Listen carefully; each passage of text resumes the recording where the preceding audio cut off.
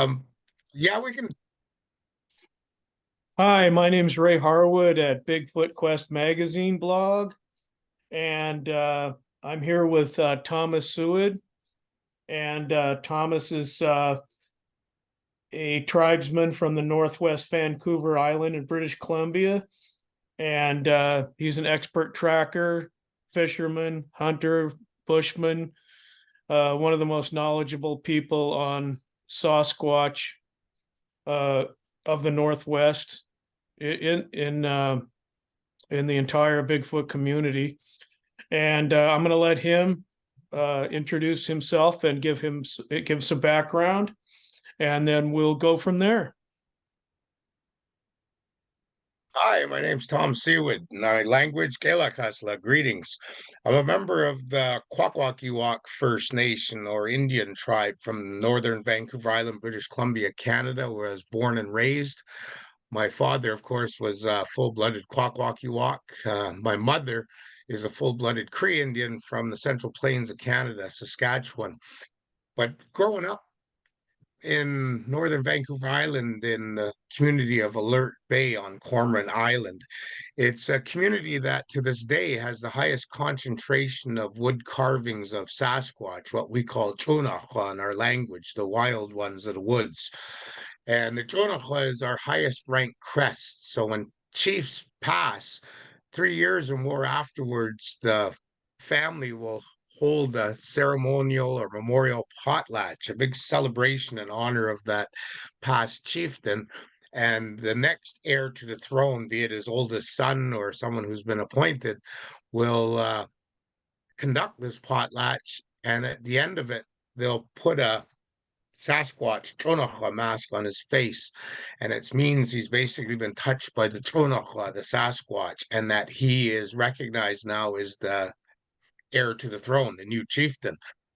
But when those chieftains die, the family will carve a memorial pole. Now, I know a lot of people use the term totem pole. We don't use that because we have numerous poles. We have the carved interior house posts in our big houses, our ceremonial big houses. Outside, we might have a welcoming pole. And then in the old days, they used to have dowry poles in front of the big houses and what we call an awkwus, the patio of a big house back in when the villages were traditionally built and housing people up to 30 to 50 people in one cukesy, one big house.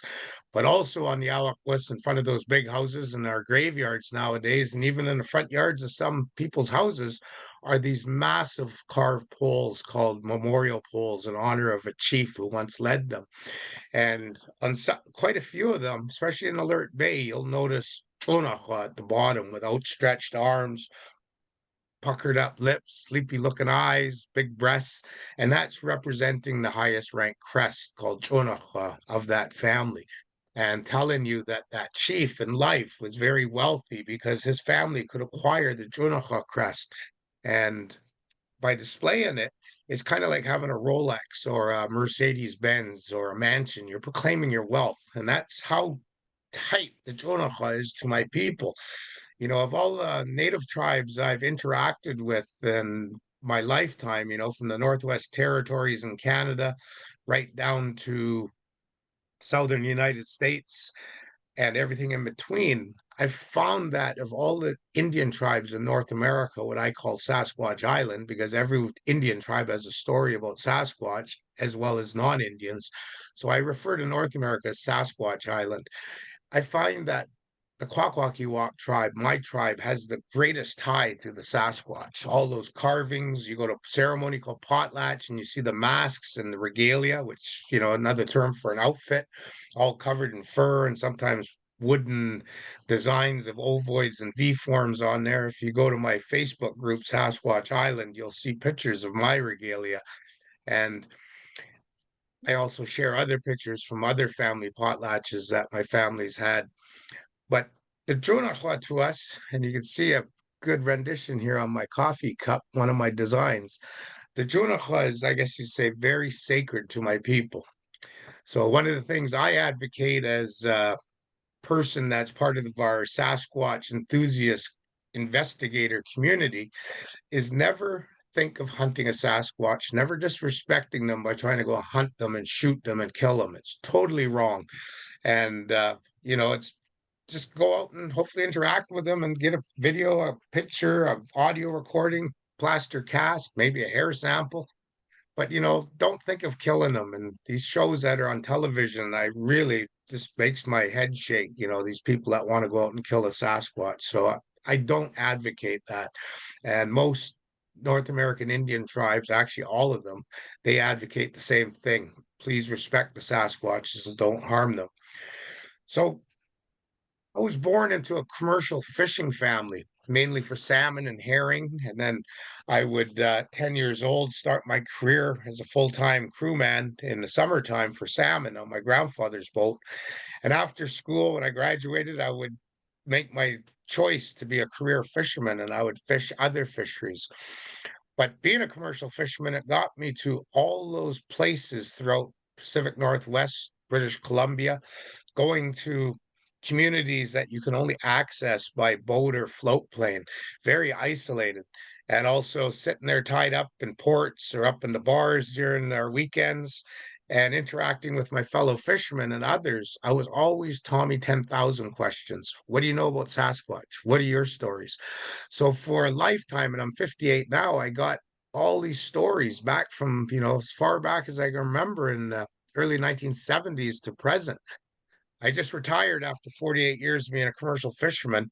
And even this past March and April, I was up in places like Clem 2, where Les Stroud went. And I'd been there many, many other times before, talking to those people and getting all of their reports and their perspectives, beliefs, and encounters with Sasquatch, Bella Bella, and the other communities throughout coastal British Columbia.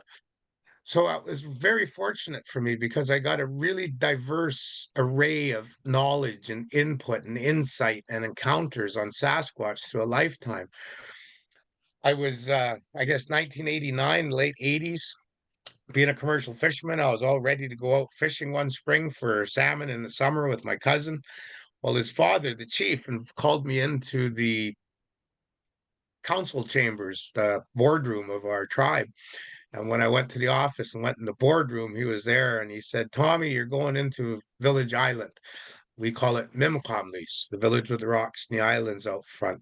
Our abandoned Indian village at the mouth of Knight's Inlet. And it's in a labyrinth of islands out there called the Broughton Archipelago. And by all means, Google Village Island, Knight's Inlet, British Columbia coast, and you'll see what I'm talking about.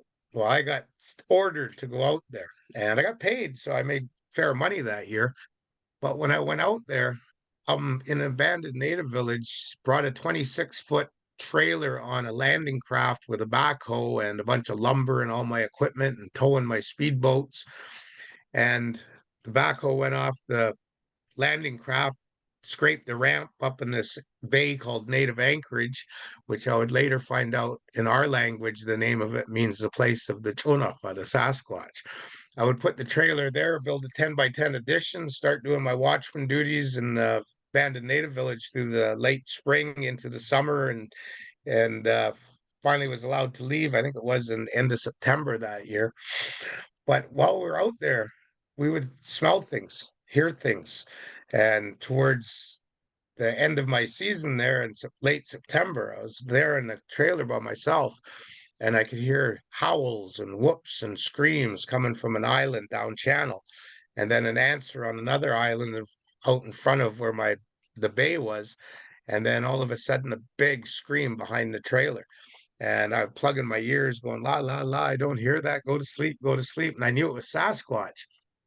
And, I knew, holy smokes, I'm right out in the middle of the Sasquatch territories. No one else is out here, except for maybe a fish farm 2 miles away. And, I was pretty much on my own. So it was terrifying in the first few years until I learned how to deal with it. And that was one night when I pounded on the wall of the trailer and yelled, hey, can't you hear I'm sleeping here? And the Sasquatch sort of chattered and mumbled and walked away. And that's when I learned that it was disrespecting me. It was waking me up by yelling behind my trailer because he was eating the plums and the plum trees behind it.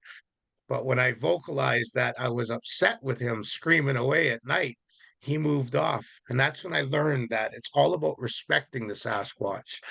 So through the years living out there, I was out there for decades. I would also become a specialist for being a hunting guide for black bears and grizzly bears. That was my specialty. I just loved being a hunting guide for bears. And during the winter time, I would watch logging camps when they shut down for the winter shutdown in December and part of January. Now, these camps are 100, 120 man camps, and they got generators running, which are huge Caterpillar motors. And it was my job to keep the electricity, the generators going, water lines from freezing, making sure no one stole anything, and so forth. But I was out there by myself during the winter. And then I would run my tours, my eco-cultural tourism in Village Island. And by all means, Google Mama Kula, Village of a Last Potlatch, and Village Island, British Columbia. And you're going to see all the history about my village. And that's where I lived for decades. And I was just out there last week. And it was nice to go back home, I said, because to me, that's what I consider my home.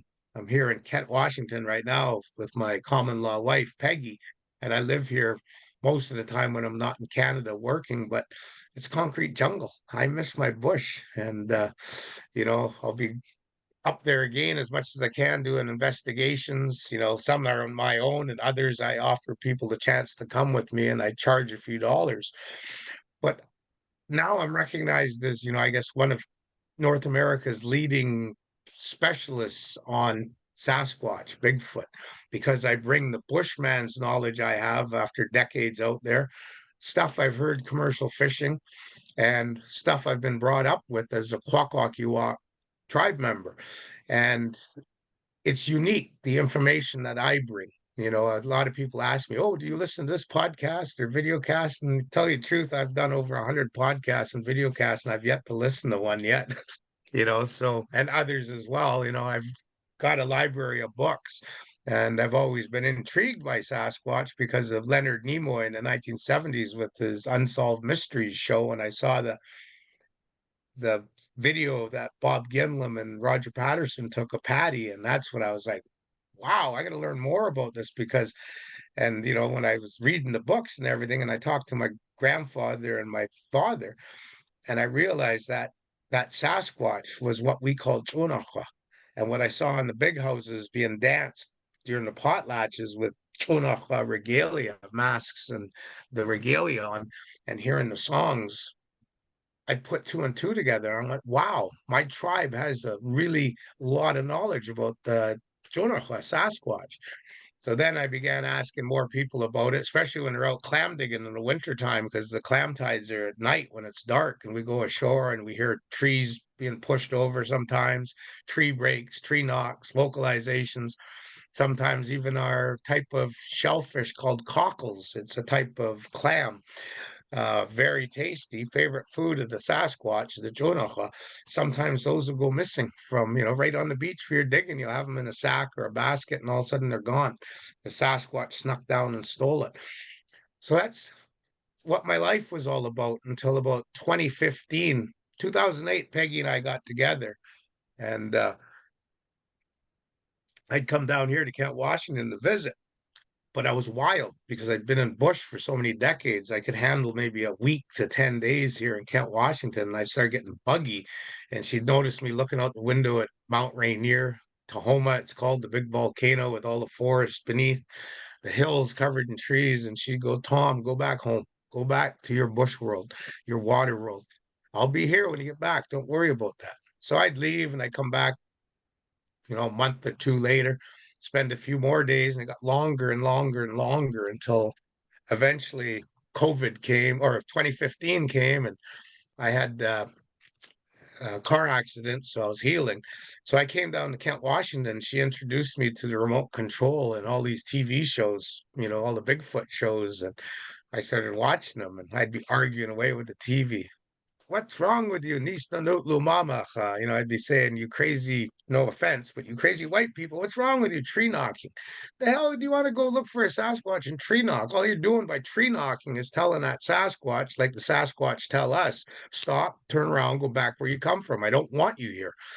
And, of course, people always ask me, well, what happens if you hear a tree knocking or they're shaking a tree or tree snapping or they push a tree down at you, throw clods of dirt at you, driftwood? What do you do if you keep going and don't heed the warning to stop, turn around, and go back where you came from? Well, then you become on David Paulides' Missing 411 series. That's what happens to people when they don't respect Sasquatch. Ended up being a steaming coiler sitting on a trail the next day from the Sasquatch because our people believe that the Sasquatches will eat misbehaving children.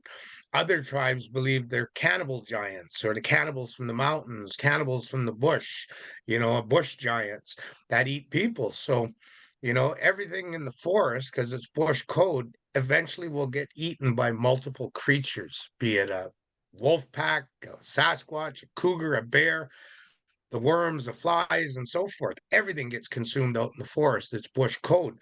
And that's why when you look at the book that Ray and I produced called Sasquatch Island, you'll see the picture of that Chonachwa with a basket on her back chasing that young girl and reaching out to grab her.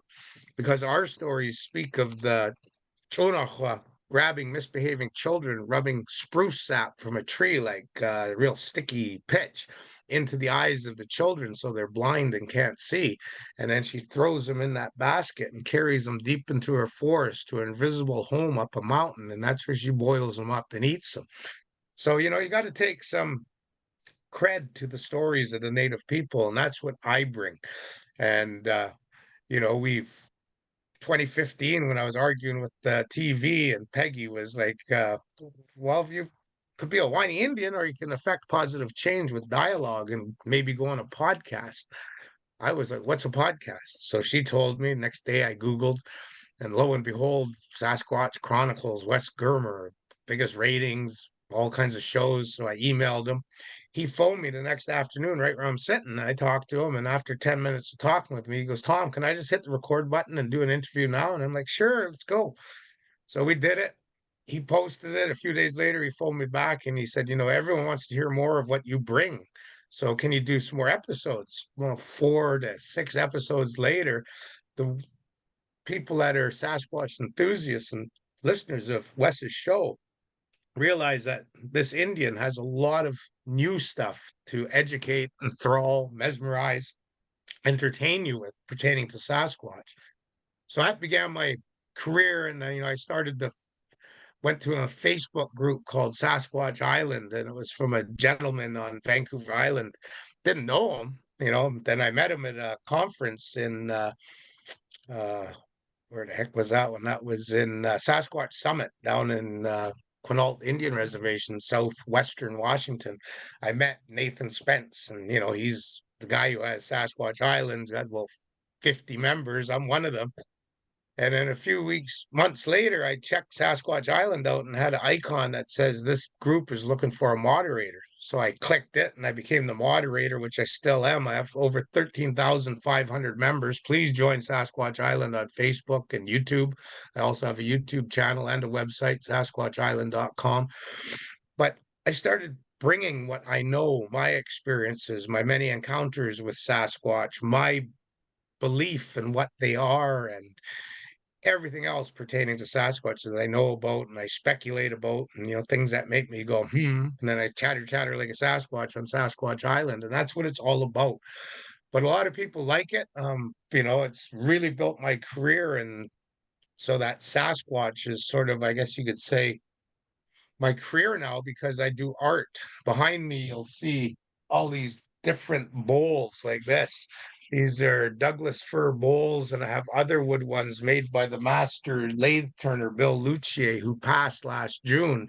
But I have over 1,000 of these bowls, and I paint Sasquatches and other native Kwakwaka'wakw images on there and sell it. And this design right here, someone, said, hey, I really want you to design me a tattoo. So that is a tattoo that I designed, and it's on a gentleman's arm in Texas. I charge a couple $100 for my designs for tattoos, and, it's my career. And now I have all these T-shirts. That's Patty Fame 352 Kwakwaka'wakw version, one of my first designs. You can go to Sasquatch thelegend.com in Forks, Washington. They have an online website. They sell all kinds of Sasquatch paraphernalia and shirts and clothing, and you name it, they got it, even hot sauce. And then there's the bigfootstore.com. Darren O'Brien, he sells a lot of my designs as well on Sasquatch. And then Monday, it's Wednesday, August 30th, 2023.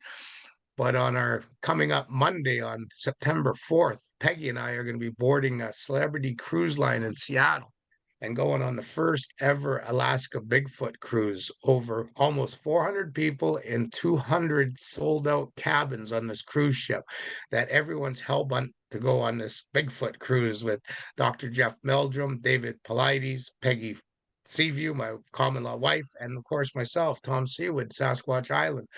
And we're going to be on their stage performing our famous Sasquatch Island stage performance. And if you are having conferences, get a hold of us and me, and we'll definitely talk. Like today, I got a text from the Blue Mountain Sasquatch Conference in Pendleton, Oregon or something, Pendleton, Oregon. And they want Peggy and I there June 22nd and 23rd, 2024. And, you know, we've done like 4 conferences in the last year, 6 the year before, nothing during COVID. And prior to that, I think one year we had 8 conferences we attended to. So Sasquatch Island's really getting out there, and people want to, see us at the conferences and hear us perform on stage, buy our t-shirts and everything else we got. And then, of course, I do the expeditions, like people want to go out and experience the Sasquatch. I watch all these other guys trying it, and they're tree knocking and they're wearing camo and hiking boots, and they sound like a herd of rhinos going through the forest, and they're all dressed in camo. Well, that's the worst thing to do if you're going to go Sasquatch investigating, is wear camo. I do when I'm in the urban environment and on a cruise ship because it looks cool. And I used to be a hunting guide, and that Sasquatch Island written all over it, and patches of different things like sasquatchalegend.com. But when I'm in bush, I'm neutral colors. I'm using my grays, my blacks, my tans, my greens, because if you wear camo, and especially if you have a gun, you're never going to see a Sasquatch. They're watching you. They're going to pull that tree down and watch you. And if you're a perceived threat, they're just going to lift the branch up and leave. If you're out there in the bush and all of a sudden you hear a branch and you turn around behind you and there's a bouncing bough, and there's no bird, there's no bear cub, no cougar cub, no turkey. What that was Sasquatch watching you. And then when he noticed that you're a bush dancer, you're comfortable in the bush environment, it pulled the branch down further, let it go so the branch sprung, turned, and disappeared. What that bouncing branch is telling you from the Sasquatch is, I saw you, I'm here too. I'm going about my business respecting you. I expect the same. So that's what a bouncing bough or branch is all about. And then when you go to beaches in the Pacific Northwest, be it, I guess, Northern California, right through to the Alaska, and you see broken shells, especially clam or cockle or even mussel or oyster, piled up on a log or a rock or at the head of the beach where the high tide mark is. Sure, in some cases, it might have been a human, but in most cases, it's the Sasquatch is smashing the shellfish together, eating the meat, piling the empty shells up, and goes into the bush when the tide comes in, usually daytime, and goes to sleep with a full belly of shellfish. If a human comes along and sees those broken shells, the broken shells are telling you the Sasquatches are harvesting here right now. Show respect. Go left or right of this beach and go find your own damn beach. And that's what the broken shells are all about. And if you don't, well, hell's going to break loose. You're going to be hearing them, possibly seeing them at night. And you push it, you might end up missing 411. So respect your Sasquatch. The investigations we do are in Washington State. I have an Omaha tribe member, Lucas White, in Omaha Indian Reservation, Mason, Nebraska. I have our Minnesota chapter president, Andre Oliver. He's based in northern Minnesota for expeditions. And then I conduct expeditions throughout Vancouver Island. I'll even fly out or journey out to where you are and take you on an investigation in your backyard. Because what I'm bringing to you is all that bush knowledge, decades of teaching that I pass on to you to better your game to get close to Sasquatch, as I have many times. And, it's not rocket science, but I definitely know it's not out there. I've listened to everyone else from time to time and watched the TV shows, and I just shake my head and go, "Nisna nut lumama, they ain't gonna get close to Sasquatch." So, be smarter, charter an Indian guide. That's what Lewis and Clark did to find the mouth of the Columbia River walking across what would become the United States.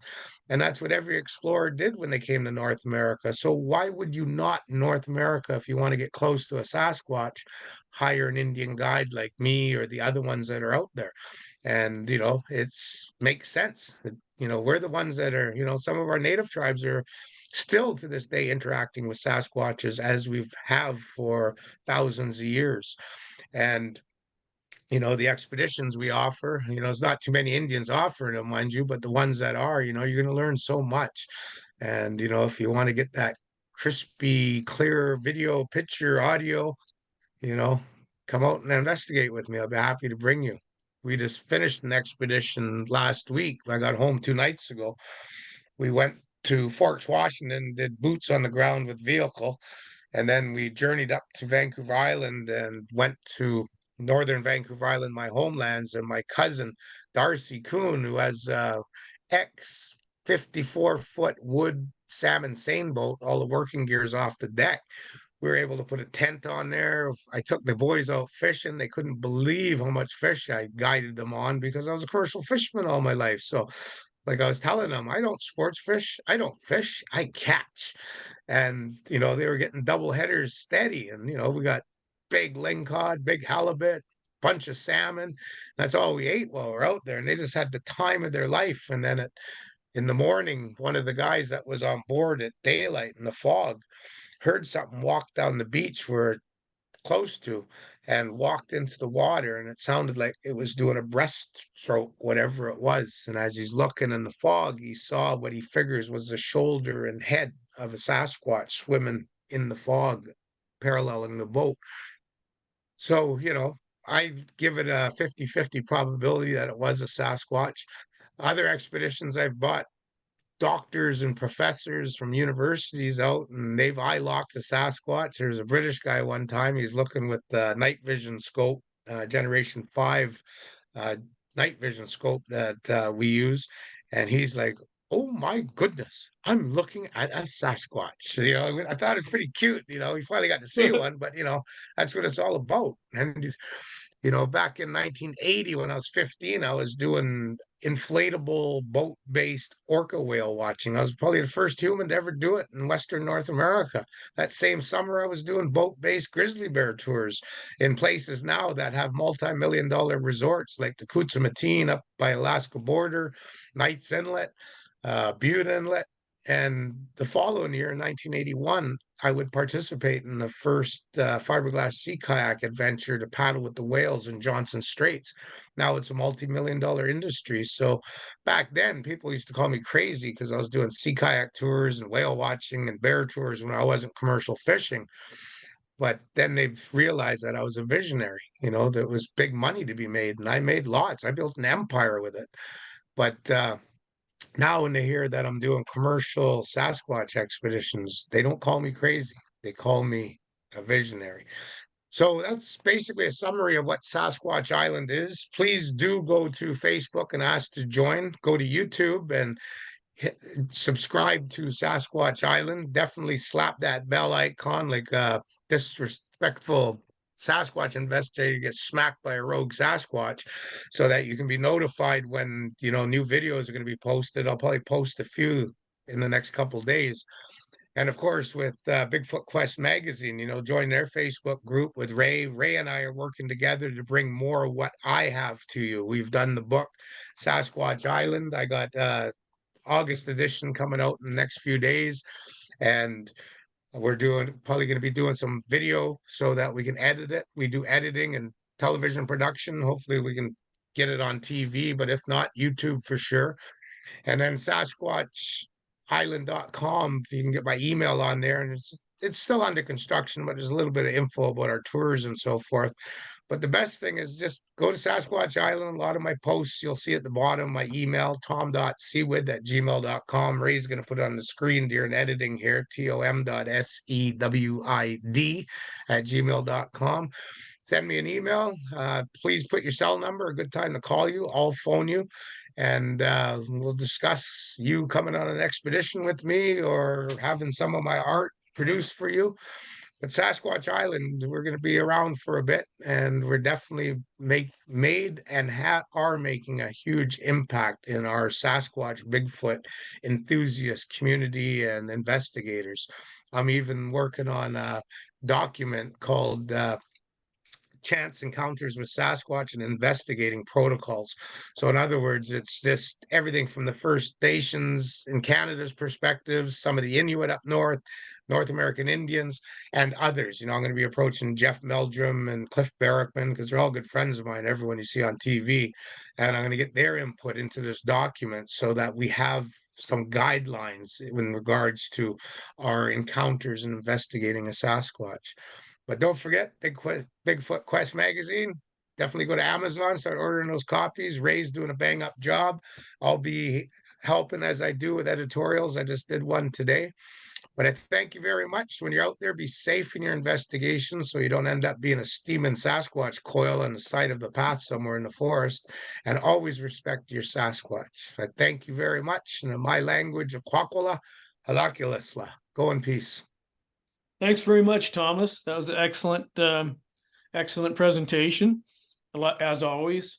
And Thomas is a professional speaker. He speaks on the circuit, Sasquatch conventions and whatnot. So you can contact him and his wife for that. And it's an excellent show he puts on. And I met him at Medellin Falls, where he gave an excellent presentation. And yeah, it's excellent. And he has his magazine, and he's writing a book that should be out fairly soon. And his vast amount of knowledge, it's incredible, because he's been used by government officials for his knowledge on fishing, hunting, sealing, all Tourism. Tourism. He was on the tourism board. He's an expert on all those things. As if you go out on a tour with him, you're looking at the best guy for the job. Excellent.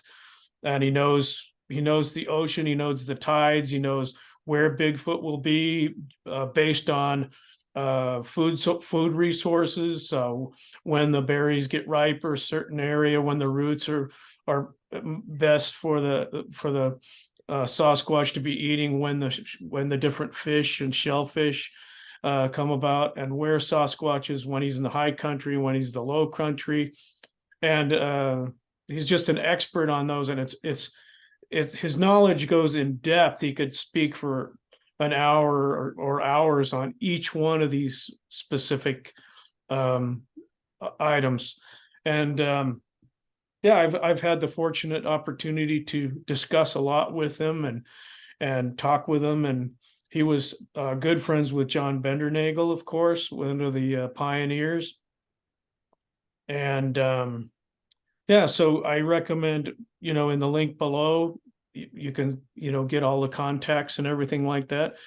And again, he's written for me and been the subject of many articles in Bigfoot Quest magazine.